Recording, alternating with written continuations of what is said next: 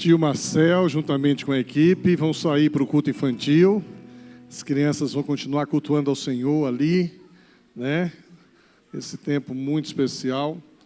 Quero convidar o pastor Roberto Amorim, que vem aqui. Pastor Roberto Amorim, como eu já falei para os irmãos domingo passado, é um amigo, colega de seminário. Tive a alegria de pregar na igreja dele, uma grande igreja em Maceió. Acho que é a maior igreja batista que nós temos no estado das Alagoas, né? E foi um privilégio estar com ele, celebrando o centenário, não é isso? Uma igreja centenária lá. Preguei aquele sermão lá, o meu passado me condena, porém não me define. Preguei na igreja dele no domingo de manhã, né? E para mim é uma alegria muito grande. Quem estava no retiro de casais que a gente fez alguns anos atrás, levanta a mão aí, que o Roberto foi preletor. Olha aí, ó. 1, 2, 3, 4, 5. Estão casados ainda, ninguém se separou, não. E depois ele veio, pregou aqui na igreja, e muitos já o conhecem. Uma alegria muito grande. Ele vai se apresentar um pouco, falar um pouco da sua família. E eu disse para vocês que uma das coisas que me encantou no Roberto foi aquela conversa que nós tivemos no aeroporto do Rio de Janeiro, quando terminou a reunião do conselho. E ali a gente conversando, e eu falava sobre filhos adotivos. Lembra dessa conversa? Faz muito tempo, uns 20 anos, eu acho. E a sua decisão de vida me impactou, e por isso eu acabei convidando você para falar no retiro de casais, e tem sido muito bom ouvi-lo sempre. Que Deus te abençoe, fique à vontade, uma alegria tê-lo nessa noite. Graça e paz, amados irmãos. Falar da minha família é falar da minha história, é falar daquilo que Deus tem me permitido viver ao longo de todo esse tempo. Eu sou casado com a Cláudia, e com a Cláudia eu tenho 4 filhos. Dos meus 4 filhos, 3 são filhos por adoção. E eu tenho um filho mais novo que tem nos dado a oportunidade de aprender por demais. Ele tem sido nosso mestre azul. Ele é um rapaz autista, grau 3, nível 3 de suporte, e nós temos aprendido muito ao longo desse tempo. Aliás, eu quero me juntar aos irmãos com este movimento, não é, de gratidão, com esta atmosfera de gratidão. Eu sou mais um que na noite de hoje está dizendo grato sou. E talvez por isso a minha primeira palavra seja esta aí, gratidão. E por quê? Eu tenho feito isso em todos os lugares por onde tenho passado. Eu tenho aproveitado esse tempo para agradecer. É certo que eu estou agradecido, pastor Ilquias, pela oportunidade de aqui estar. Mas a minha gratidão vai mais longe. Eu quero dizer a Deus obrigado, até por pessoas que intercederam pela vida do meu filho caçula, pela vida de Davi. Gente que eu nem conheço.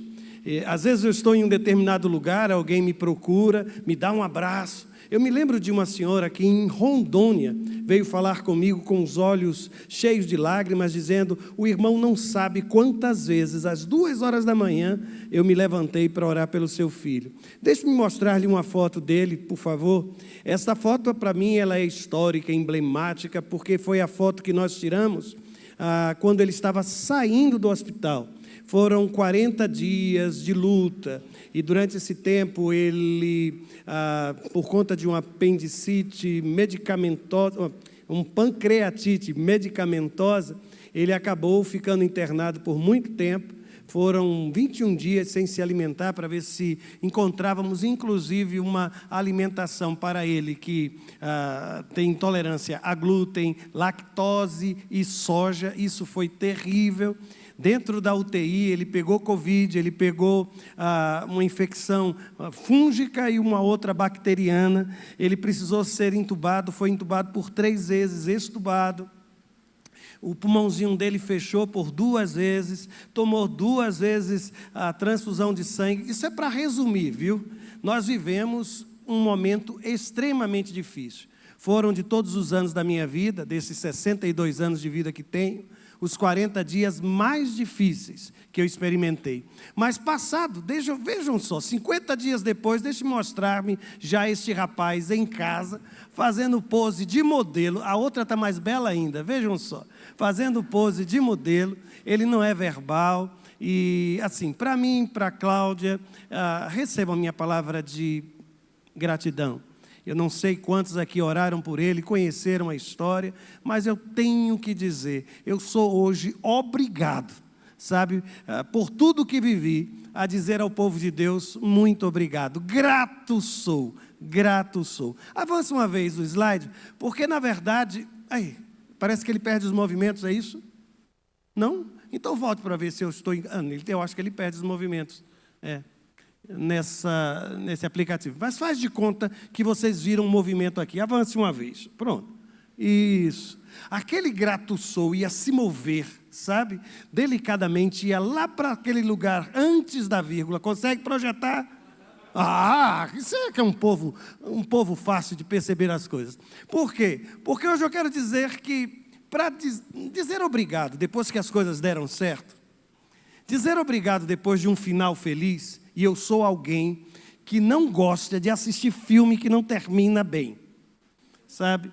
Eu às vezes fico inquieto com isso, porque basta as situações da vida, aí você vai para a ficção, e nem na ficção as coisas dão certo.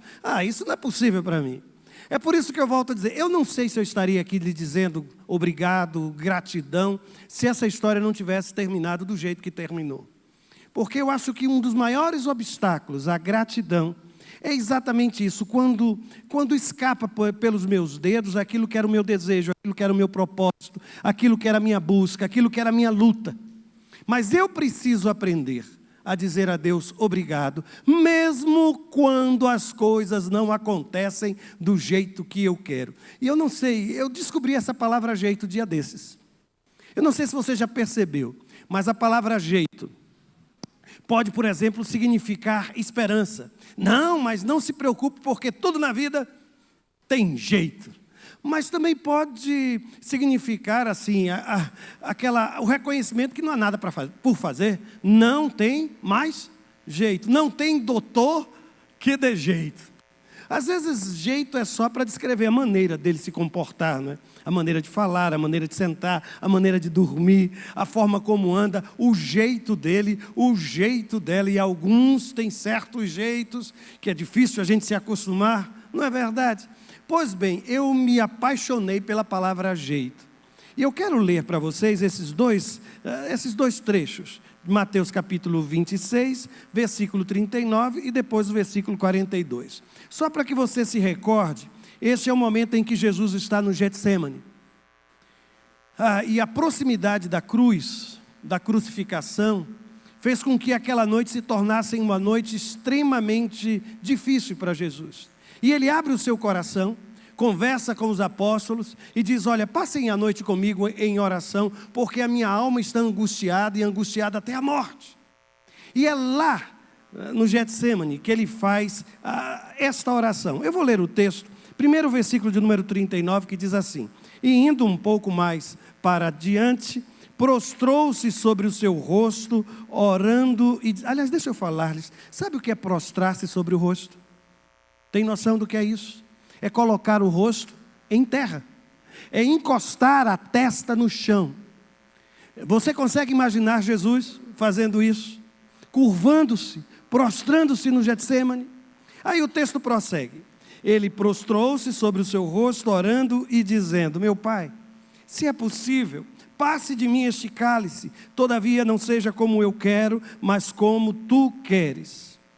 Agora o versículo 42, e aí o texto diz assim, que indo segunda vez, orou dizendo, Pai meu, se este cálice não pode passar de mim sem eu o beber, faça-se a tua vontade. Que não seja o meu jeito, mas que seja do teu jeito. Que não seja da forma como eu quero, mas que seja da forma como o Senhor quer. Deixe-me lhe dizer, eu aprendo com Jesus nesta oração, que não importa o que Deus me responda, Ele continuará sendo o meu Pai. Pode avançar uma vez, por favor. Ele continuará sendo o meu Pai. Pode avançar, por favor? Isso. Não importa o que Deus me responda, Ele continuará sendo o meu Pai. A minha grande dificuldade, às vezes, é perceber que a teologia que concebemos, às vezes ela é determinada pelas circunstâncias. É mais ou menos assim. Se eu estou vivendo um momento bom, então eu identifico bondade em Deus. Se eu estou vivendo um momento de paz, então eu posso dizer que Deus é a minha paz. Se eu venci, então eu vou dizer que Deus é o Senhor dos exércitos. Mas quando as coisas fogem ao meu controle, quando os meus desejos não são realizados, a minha grande tentação é transferir esta minha frustração para o colo de Deus. E quando eu digo isso, e quando eu falo sobre Ele continuará sendo meu Pai, sabe o que é que me vem à mente? Eu conheci um homem chamado Luiz Schettini. O Luiz Schettini é um psicólogo, foi pastor durante algum tempo, e de todas as pessoas que eu já vi escrever ou falar sobre adoção, o Schettini é para mim um dos grandes escritores. E um dos livros dele, em que ele fala sobre os medos do coração de um pai de adoção, ele vai dizer assim: em algum grau, o medo de não ser amado corresponde ao medo de não saber amar. A grande questão que ele coloca é que, de alguma forma, em algum momento, há um receio no coração daquele que adotou, de não ser amado pelo seu filho. Porque quando eu adotei os meus filhos, eu escolhi como os meus filhos, mas em algum instante, eles vão precisar também me escolher como pai. E esse talvez seja um dos grandes medos daquele que adota ou daquela que adota. E o curioso é perceber que, exatamente por causa disso, nós queremos garantir esta relação amável, super protegendo, suprindo todos os seus desejos, atendendo todas as suas vontades. E sabe por quê? Porque a gente tem medo de confrontar, a gente tem medo de dizer não. A gente, como pai, às vezes, pelo medo de ser rejeitado, acaba dizendo sim, repetindo sim, sim, sim. Mas o curioso é que na sua oração, eu não sei se você percebeu, no versículo 39, Jesus ora dizendo assim: meu Pai, se é possível, passa de mim este cálice, todavia não seja como eu quero, mas como tu queres. Se for para o versículo 42, a mesma expressão é usada. Ele vai dizer: e indo segunda vez, orou dizendo, qual foi a expressão? Pai meu. Portanto, aquele momento de angústia não mudou a forma como Jesus se expressa. Ele continua falando ao Pai. E o curioso é que é provável que você já tenha lido os versos das Escrituras, em que uma expressão aramaica, ela não é traduzida, ela é apenas transliterada. E aqui eu vou mencionar Marcos capítulo 14, verso de número 36. Ele diz assim: Abba, Pai, todas as coisas te são possíveis. Afasta de mim este cálice. Não seja, porém, o que eu quero, mas o que tu queres. Na década de 60, mais precisamente no ano de 1969, o Joaquim Jeremias escreveu um livro, publicou um livro, chamado As Orações de Jesus. E no texto daquele livro, ele fez questão de sugerir que quando a palavra Abba ela é usada, que provavelmente Jesus estava retirando esta palavra da boca de uma criança que, balbuciando, ainda não sabia falar a palavra Ab, que seria a palavra hebraica, e ela dizia, como nossos filhos, ao invés de dizer papai, dizem papá, a criança assim se pronunciava. E a partir daí, então Jesus teria usado essa palavra para que eu e você, quando conversarmos com Deus, ou quando conversássemos com Deus, pudéssemos chamá-lo assim, como uma criança profundamente dependente da vida, reconhecendo a dependência de sua vida em relação ao Pai. Eu vi recentemente um biblista brasileiro dizer que não sabia de onde as pessoas estavam tirando essa ideia de que quando se fala com Deus como Pai, se fala de uma situação como essa. Se ele tivesse me perguntado, eu teria dito. Porque o que aconteceu depois foi que um grande número de teólogas feministas destruíram essa possibilidade de interpretação. E junto com elas um grande número de teólogos liberais. Então, hoje a gente tem dificuldade. Qual é a dificuldade para essa gente? É de associar a linguagem que eu uso para Deus na minha linguagem para com a figura masculina do Pai. Mas eu quero insistir. No seu momento de maior angústia, Jesus, quando orou, usou a expressão meu Pai. E segundo o texto de Marcos, numa forma tão bela de mostrar a mim e a você, que quando passamos também por dificuldades, precisamos enxergar a face paterna de Deus. Mas o que me impressiona, sabem, é que Jesus continua a usar a expressão Pai, mesmo sabendo que beberia o cálice do sofrimento.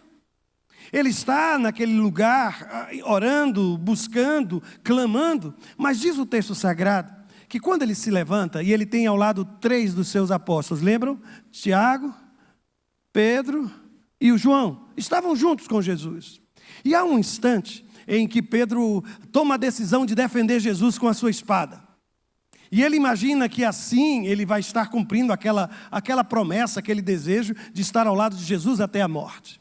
Só que naquele momento, no versículo de número 53, o texto vai dizer assim, Jesus respondendo a Pedro, ou pensas tu que eu não poderia agora orar ao meu Pai e ele não me daria mais de 12 legiões de anjos? 2 coisas me chamam a atenção aqui. Primeiro, é que ele continua chamando Deus, Pai, meu Pai. Segundo, ele continua nos ensinando a confiar na oração. Mesmo tendo passado a noite inteira em oração, e chegando o momento em que o traidor se aproximou, e com ele aqueles que eram os soldados do sumo sacerdote, estavam todos ali, ele continua afirmando que por mais difícil que seja receber um não da parte de Deus, eu preciso continuar orando, me dirigindo a Ele como Pai. Eu disse há pouco que às vezes eu tenho dificuldade de dizer não aos meus filhos, mas querem saber? Deus não tem a menor dificuldade de dizer não para mim. E quando Ele diz não, eu tenho aprendido ao longo da minha vida pessoal que o não de Deus, ele é abençoador. Que o não de Deus, às vezes, é só uma forma dele me prevenir ou de me poupar de um sofrimento ainda maior. E aí eu continuo a ler o texto, porque mesmo depois de ter recebido uma resposta negativa ao seu desejo, a Bíblia diz que Jesus ele é crucificado. E eu não sei se você se recorda, mas enquanto crucificado, Jesus pronunciou 7 palavras. Lembram-se dessas 7 palavras da cruz? Eu vou lembrá-los de algumas delas. Em Lucas capítulo 23, versículo 34, está escrito assim, Jesus está crucificado. E ele diz, e dizia Jesus, Pai, perdoa-lhes, porque eles não sabem o que fazem. Notem que, no mesmo Evangelho de Lucas, capítulo 23, versículo 46, ele usa uma segunda vez a expressão Pai, quando ele diz assim, Pai, nas tuas mãos entrego o meu espírito, e aí o texto diz que, havendo dito isto, ele expirou. Eu fico impressionado porque, ao dizer tais declarações, o Senhor está me ensinando que mesmo que eu me sinta inseguro, mesmo que um exército se levante contra mim, mesmo que o traidor se aproxime, mesmo que eu me sinta inseguro, o meu Pai é o Deus Todo-Poderoso. Quando eu escuto Jesus na cruz, oferecendo perdão àqueles que estavam crucificando, sabe qual é a conclusão que eu chego?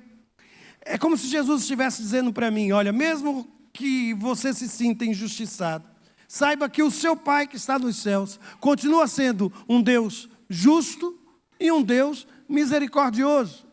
Sabe quando Jesus se rende e diz, olha, em tuas mãos eu entrego o meu espírito? Eu entendo que é como se eu estivesse hoje afirmando que mesmo que eu me sinta abandonado, porque minutos antes o que foi que Jesus disse? Eloi, Eloi, lama sabachthani, lembram-se disso? Deus meu, por que me desamparaste? Mesmo que eu tenha passado por uma sensação, ou tenha experimentado uma sensação de abandono, é nos braços do meu Deus que eu quero entregar a minha vida. Por isso, não importa o que tenha acontecido com você, porque num movimento desse de gratidão, às vezes a gente fica se perguntando, mas agradecer por quê? As coisas têm sido tão difíceis. De onde eu vou tirar forças para dizer a Deus gratidão, obrigado, Senhor, grato sou, quando tudo à minha volta está sendo diferente daquilo que eu imaginava ou daquilo que eu esperava. Deixe-me dizer ainda, à luz desse texto sagrado, que eu tenho aprendido que Deus não precisa de minha autorização para fazer aquilo que Ele deseja. Eu não sei se você já percebeu que Deus não me pede licença. Ele não olha para mim e diz assim, olha, eu estou precisando provar a sua vida. Ele não fez isso sequer com Jó, e aí o texto sagrado diz, o Senhor me deu, o Senhor tomou. Ele não pediu licença para tomar, porque sempre pertenceu a Ele. Ele não precisa me pedir licença para dizer, olha, você vai passar por 7 dias de dificuldade, viu? Ou por 40 dias de dificuldade com seu filho. Ele nunca precisou me pedir licença. Deus continua sendo soberano. E o que me chama a atenção é que às vezes eu tenho encontrado gente que quando passa pela dor, fica a se perguntar, mas por que logo eu? A pergunta não é essa. A pergunta é, e por que você não? Aliás, eu tenho um amigo que diz que normalmente as pessoas dizem, olha, quando você passar por provações, não pergunte o porquê, pergunte o para quê. Mas ele disse, eu estou numa outra fase da minha vida. Eu estou fazendo uma terceira pergunta. Eu pergunto, e qual é a pergunta que você faz? Ele disse, e agora? O que é que você vai fazer? E agora? Qual a sua decisão? E agora? As circunstâncias produziram esse sentimento, tudo bem, mas qual será a sua atitude? Como é que você vai trabalhar com esse sentimento, em função do que tem acontecido? Porque, sinceramente, a gente está aqui dizendo grato sou, mas, perdoe-me a sinceridade, pastor Ilquias, mas muitos de nós aqui, só você sabe como você chegou neste lugar, como têm sido as suas expectativas para os dias que se aproximam. Mas eu vim aqui para reafirmar que não importa o que esteja acontecendo com você, Deus continua sendo o seu Pai. Aquele que continua a ouvir as suas orações, aquele que tem o poder de mandar legiões de anjos, sabe?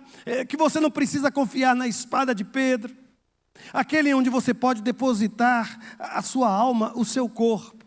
Porque eu tenho percebido que nós temos diante de nós três situações aqui possíveis. A primeira delas é o que eu coloquei ali como ideal. E eu não sei quais são os seus sonhos. Eu não sei o que é que você desejaria para a sua vida pessoal. Consegue imaginar? Tem gente que costuma dizer, não é, que sonhos... Pode sonhar porque sonhar é de graça.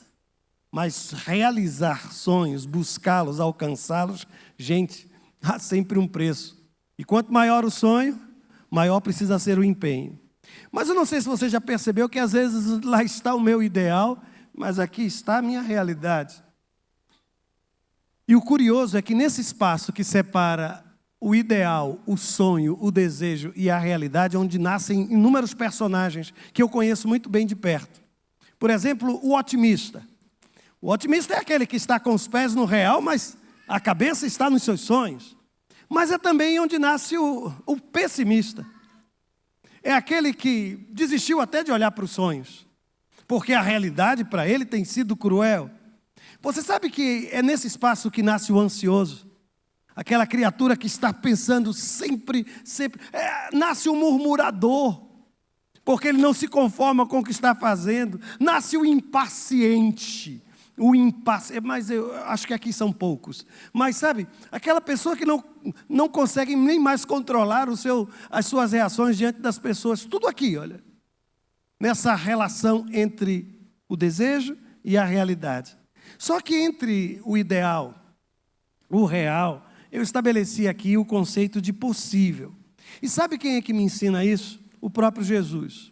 Porque naquela oração que a gente está trabalhando, ele diz assim, indo um pouco mais para adiante, prostrou-se sobre o seu rosto, orando e dizendo, meu Pai, e aí vem o critério da possibilidade, não é? Se é possível, passe de mim este cálice, todavia não seja como eu quero, mas como tu queres.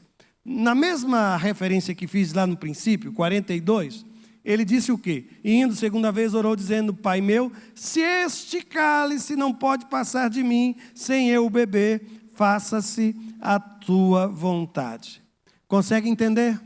Que entre o desejo e à realidade, àquilo que é possível. E em relação à possibilidade, deixa eu só lhe dizer algo que eu tenho carregado no meu coração. Eu sou alguém que acredita que para Deus não há impossíveis. Tudo para Ele é possível. Tudo é possível ao que crê. A minha grande dificuldade é entender se Ele de fato quer. Porque há coisas para as quais eu não tenho resposta. Dia desses eu falava com alguns que estavam comigo, eu disse, olha, eu não consigo lhe responder, porque quando a igreja começou a ser perseguida por Herodes, Tiago foi morto e Pedro foi solto da prisão.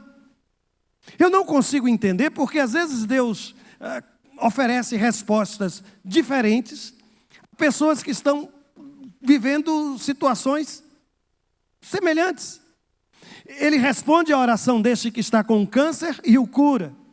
E a este outro que estava também com câncer, ele não trouxe cura, não trouxe saúde. Eu confesso que às vezes eu fico incomodado com a alma religiosa que diante de tudo isso quer oferecer respostas, sabe? Eu já passei dessa fase, eu não... Sabe, eu tenho aprendido a dizer assim, eu também não sei. Mas Deus tem me ensinado a conviver com algumas perguntas para as quais eu não tenho resposta. Se você me perguntar o quanto aprendi ao longo desse tempo com Davi, eu não saberia nem descrever o tamanho de tudo o que aprendi. Mas sou muito sincero, sabe? Se eu pudesse voltar no tempo e não ter um filho atípico, ter um filho típico como qualquer outra criança, eu abriria mão de todo esse aprendizado. Mas há coisas para as quais eu não tenho resposta. E aí, quando eu olho todo esse texto, sabe o que é que eu observo? É que Deus, por ser Deus, não está obrigado a atender todas as minhas súplicas e desejos. Eu aprendi isso quando meu pai lutava contra um câncer e passou 10 anos lutando. E por muitas vezes eu vi Deus realizar milagres. Muitas vezes. Você já experimentou assim milagres e respostas de Deus ao longo de um tempo que novos milagres vão acontecendo? Mas chegou um dia que eu orei e Deus me disse não. E foi naquele dia que eu entendi que a eternidade não é aqui. Porque se Deus tivesse de me dizer sempre sim a toda oração, sabe quando é que meu pai iria morrer, irmãos? Nunca.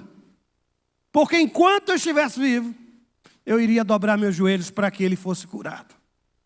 É por essa razão que eu olho para você hoje, sabe? E entendo perfeitamente que Jesus não só nos ensinou a dizer, seja feita a tua vontade, quando nos ensinou a oração do Pai Nosso. E, aliás, eu nem sei se você já percebeu. Você sabe quando é que você diz isso? Você diz isso antes de falar de sua maior necessidade de pão.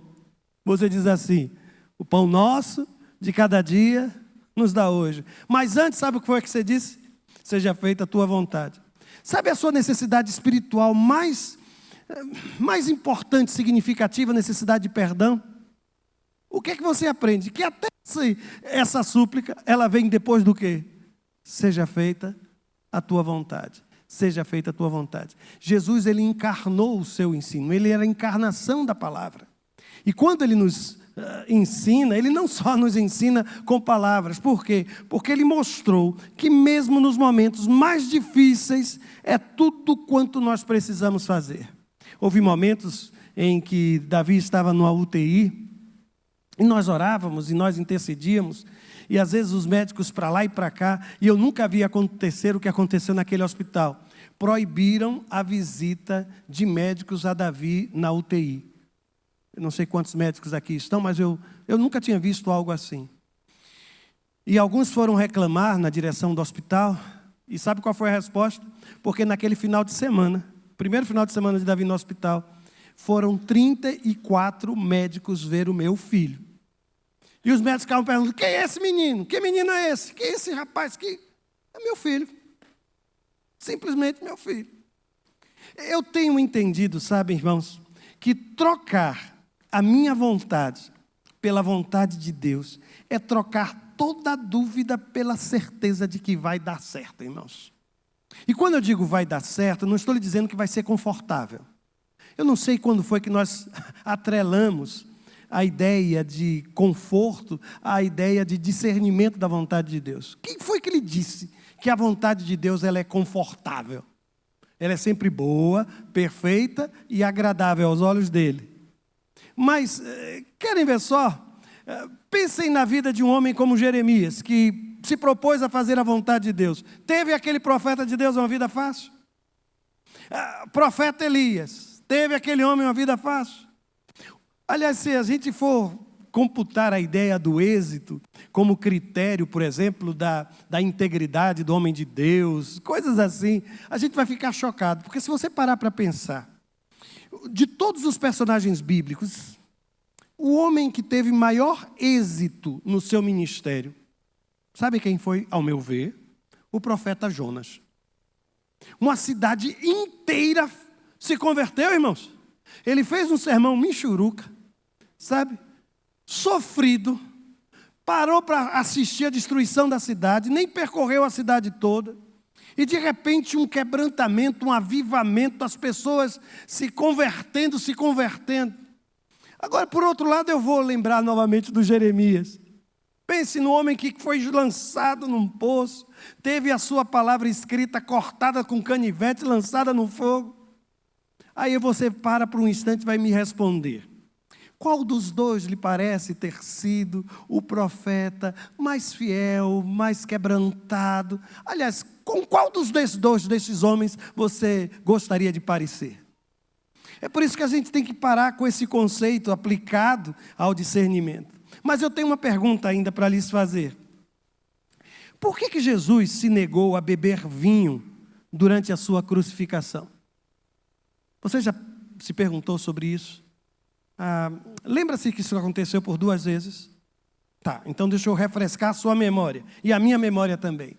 No mesmo evangelho, Evangelho de Marcos, no capítulo 15, versículo 23, a Bíblia diz assim, que então lhe deram vinho misturado com mirra, mas ele não o bebeu. Capítulo 15 do Evangelho de Marcos, só que agora versículo 36. Aí o texto diz que um deles correu, ensopou uma esponja com vinagre e a ergueu num caniço para que ele bebesse.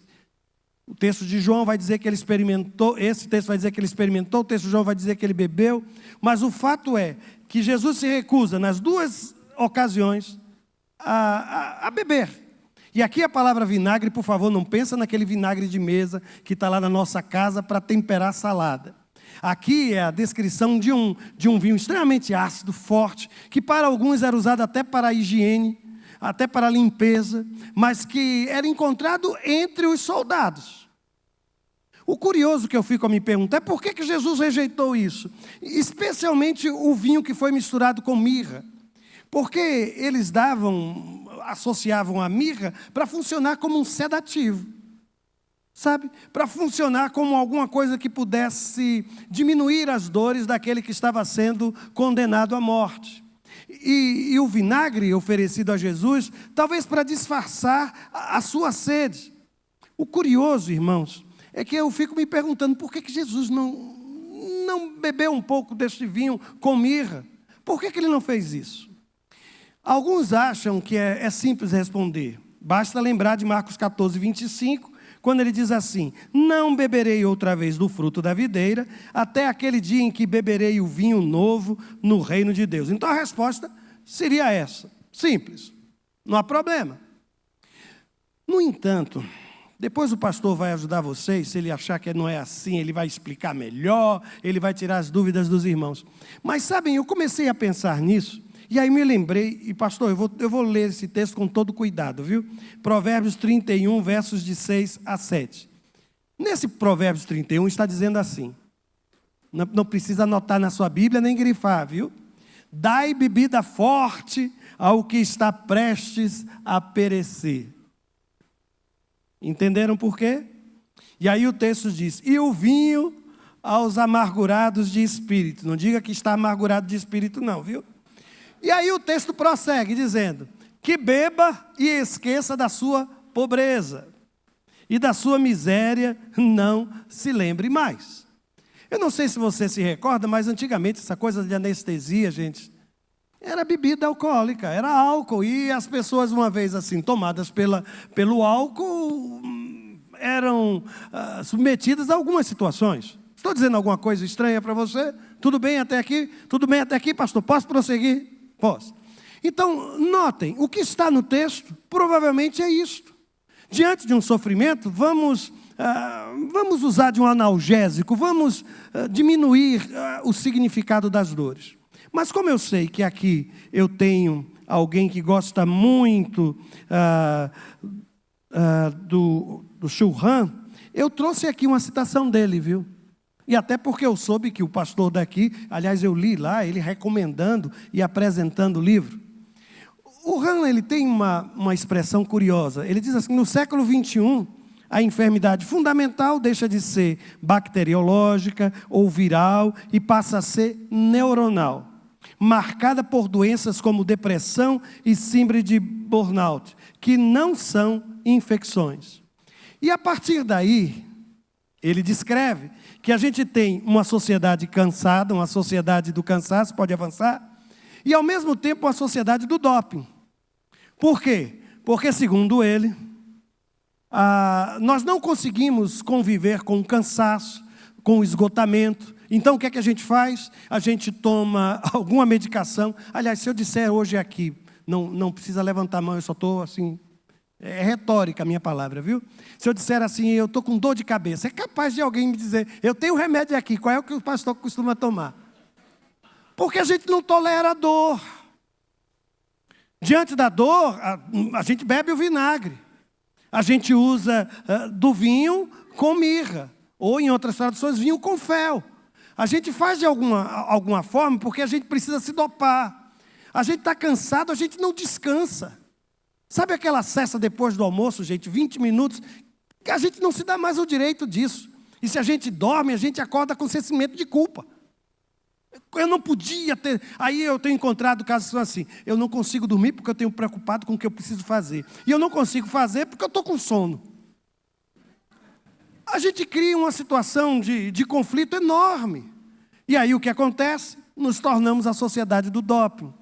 Eu não estou aqui fazendo nenhuma crítica à medicação. Aliás, recentemente eu fui ao cardiologista e ele mudou minha medicação para pressão arterial. Eu agora tomo uma criatura que é tripla. É triplo, tem 3, componentes lá, juntou tudo num só. Ele disse, olha, estou cercando de todo jeito, agora está bem. Aí ele virou para mim e disse assim, agora eu vou recomendar ao pastor, que ele já está me acompanhando há algum tempo, sabe?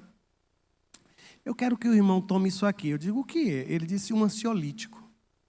Eu quase que olho para ele, você não sabe com quem você está falando? Eu sou um pastor. Pastores não tomam ansiolíticos. A gente não pode se submeter a isso. Mas eu não fiz, porque na mesma hora parecia que o Espírito Santo dizia, fique quieto. Fique quieto. Eu estou dizendo isso, estou me abrindo com os irmãos, somente para dizer que eu não estou fazendo aqui uma cultura de aversão à medicação, à necessidade, porque eu sei que Deus cura a gente com medicação e sem medicação. Estou correto? Com cirurgia ou sem cirurgia. Cirurgia não é de coisa do diabo, medicação não é coisa do diabo, é tudo coisa que Deus vai nos dando, porque às vezes Ele manda botar uma pasta de figo, sabe, no tal do rei, para ele ser curado também. E eu não tenho dificuldades com isso. A minha preocupação, sabe, irmãos, é perceber da nossa dificuldade em lidar com essas coisas. E aí, vejam só, se a minha percepção, pastor, tiver alguma, ou se eu não tiver viajado demais, sabe o que eu chego à conclusão? É como se Jesus, você imagina aquele que estava com o rosto em terra, transpirando sangue, coração aflito, angustiado até a morte, ele se levanta daquela experiência de oração e diz, olha, toma aqui um pouquinho de vinho com mirra. Ele disse, eu não preciso. Eu estou pronto para enfrentar tudo que vier, na força, no poder daquele que me sustenta. Sabe, você levantar-se dos joelhos, mesmo quando você não recebe aquilo que você deseja. Quando Deus não transforma as circunstâncias à minha volta, sabe o que é que Ele faz? Ele me transforma. Eu sei que alguns de nós vai sair daqui e a vida vai continuar sendo desafiadora. Mas sabe quem que vai ser transformado nesse processo? Eu vou ser transformado. Você vai ser transformada. É por isso que eu vim aqui lhes dizer, olha, grato sou. Sou grato. Sou. Sabe quando meu filho saiu do hospital, ele continua autista, viu? E cada dia é uma novidade, é uma dificuldade, não dorme à noite, acorda madrugada, durante o dia, não se alimenta. Cada dia é uma criatividade que ele tem, que eu não sei de onde ele tira tamanha criatividade. Mas eu tenho aqui uma certeza. E sabe qual é? Eu aprendi isso com um amigo. Uma vez ele conversando comigo sobre as dificuldades do ministério, teve um que disse assim para mim uma vez: pastor, Deus é bom, mas coloca a gente em cada aperto. Eu disse: rapaz, pelo amor de Deus, para onde é que você vai com essa teologia? E aí houve um que virou para mim e disse assim: pastor, eu já aprendi uma coisa, está escrito, aquele que não poupou seu próprio filho, mas o entregou por todos nós. Aí ele virou para mim e disse o seguinte: olha, se não poupou o próprio filho, imagine. Aí eu disse: peraí, rapaz, você não leu o resto do texto bíblico? Porque o texto não para aí. O que é que o texto vai dizer depois, irmãos?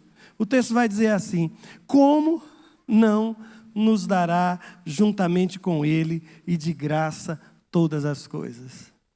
O que o texto está dizendo é que aquele que já nos deu a Jesus... Avança uma vez, por favor. O slide.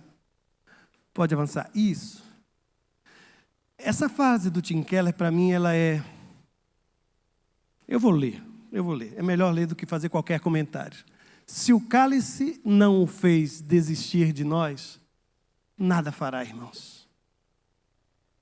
A maior declaração de amor que você poderia um dia receber já foi lhe dado e já foi me dado na cruz do Calvário. E eu preciso acreditar nisso. E, aliás, há um detalhe no texto sagrado. Volta aí um slide, por favor. Só volta um. Vamos, avançar, perdão. Desculpe. Avance mais uma vez. Isso. Eu não sei se você já percebeu esse detalhe na cena do Getsemane. Lembram-se disso? Porque às vezes a gente passa pela história bíblica todinha e aquela cena e não percebe que naquele momento de dor apareceu um anjo do céu que o fortalecia. Eu quero lhe dizer que Deus não vai lhe deixar sozinho nem sozinha. Getsemane não é só o lugar onde a gente chora, onde a gente transpira sangue, onde a gente percebe que aqueles amigos que iam ficar ao nosso lado dormem, e a gente tem que enfrentar certas situações sozinhos. Não é somente aquele lugar em que a gente pede para que o cálice seja passado, mas nada muda, nada muda, nada muda. É também o lugar onde Deus manda anjos. E aqui deixa eu dizer uma coisa, sabe? Eu aprendi ao longo desse tempo. Eu não quero mistificar isso, sabe? Porque às vezes quando eu digo que Deus manda anjos, a gente espiritualiza tanto isso. Durante o tempo em que meu filho ficou lá no hospital, tem só uma imagem por enquanto. Bota só aquela imagem, por favor. Isso. Algo surpreendente aconteceu. Eu não chamei ninguém. Mas de repente, anjos apareceram. Consegue colocar o vídeo? Pronto, coloca o vídeo. Eu vou fazer silêncio quando o vídeo começar a tocar, porque também tem som, viu, esse vídeo, tá? Consegue? E as pessoas não entendiam o que estavam acontecendo. E perguntavam: quem são essas pessoas? Quem são essas pessoas?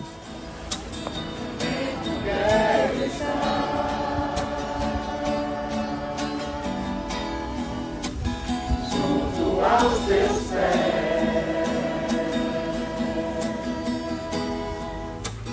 pois prazer maior não há que me render e te adorar. Tudo que há em mim quero te ofertar,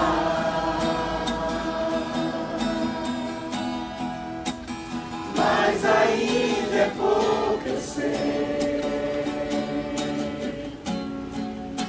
se comparar ao que não sou apenas servo, teu amigo me tomei. O impacto que essa gente começou a fazer no hospital. Os pacientes e as famílias chegavam na janela: o que está acontecendo? O que está acontecendo? Quer que eu responda? Era o meu filho que estava ali internado.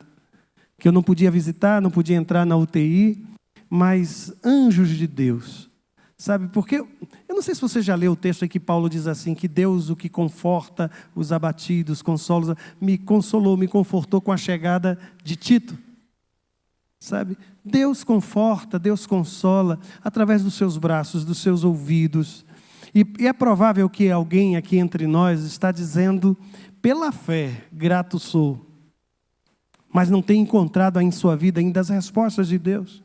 Esteja marcado e machucado. É nessa hora que a gente precisa ser essa igreja que acolhe e diz, olha, eu entendo o que você tem passado, eu não consigo resolver o seu problema, mas eu posso sentar-me ao seu lado e a gente ora junto, a gente canta junto. E o interessante é que pessoas iam para lá para pedir que também orassem pelos seus filhos. Os médicos não entendiam o que estava acontecendo, as pessoas não entendiam, mas Deus continuava no controle de todas as coisas. Por isso eu vim desafiar você, que tem escutado essa história de grato sou, grato sou, grato sou. Porque é fácil a gente dizer aqui, vamos dizer juntos, grato sou. A gente responde. Mas só Deus sabe como está o seu coração. Mas a gente precisa exercer a gratidão, não por causa de, mas apesar de. Mesmo que a figueira não floresça, que não haja fruto na vide, sabe o que é que eu vou fazer? Eu me alegrarei no meu Senhor. Mesmo que ainda não tenha recebido respostas, eu continuarei confiando no Deus que responde orações. Mesmo que o Senhor não tenha me dado, no tempo que eu mais necessitei, Ele continua sendo bom, misericordioso, justo, Salvador, o meu pastor. Ou a gente acredita nisto, ou a gente rasga lá o texto do Salmo que diz, o Senhor é meu pastor e nada me faltará. Eu vim aqui para dizer exatamente isso a você. Eu sei que agradecer a Deus quando as coisas estão bem é muito fácil. Mas eu preciso aprender a agradecer mesmo quando meu filho está desviado do Evangelho, mesmo quando meu casamento está passando por dificuldades, mesmo que a minha resposta não tenha chegado, que eu não tenha sido promovido, que eu não tenha passado no concurso. Eu preciso continuar agradecendo esse Deus que toma conta de mim, dos seus filhos, de cada um de nós. Grato sou ao meu Senhor. Eu quero desafiar você a fazer isso agora em oração. Você vai fechar os seus olhos.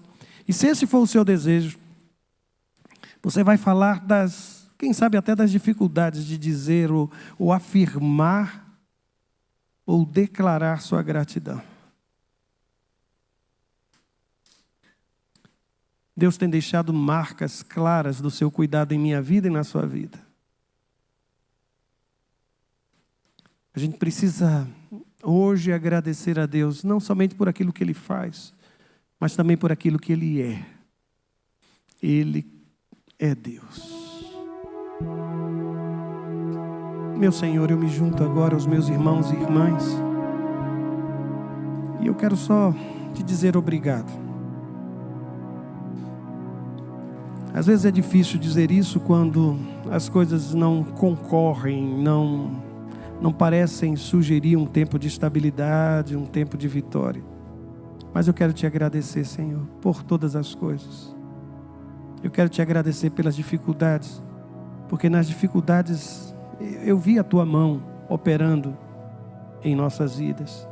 Eu quero te agradecer, Senhor, por aquilo que perdemos, ou aqueles que perdemos, porque durante todo aquele tempo nós recebemos a consolação do Senhor.